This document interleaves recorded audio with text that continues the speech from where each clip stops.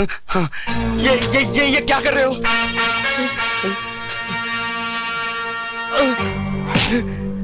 जिस तरह तूने मेरी बहन के जिस्म से बोटियां नोची थी, आज तेरी भी बोटियां नोची जाएंगी। आहिस्ता आहिस्ता तड़प तड़प के मरेगा तू। नहीं नहीं नहीं नहीं नहीं, जैसे मेरी बहन मरी थी।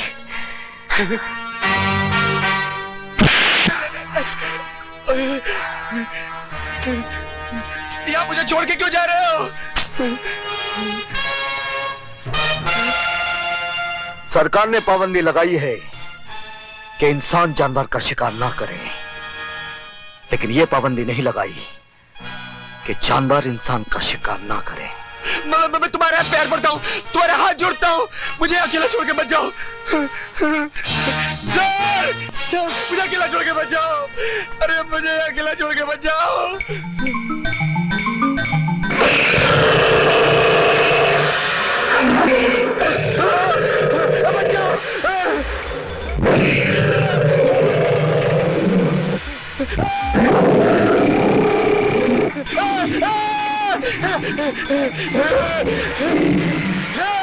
बचाओ!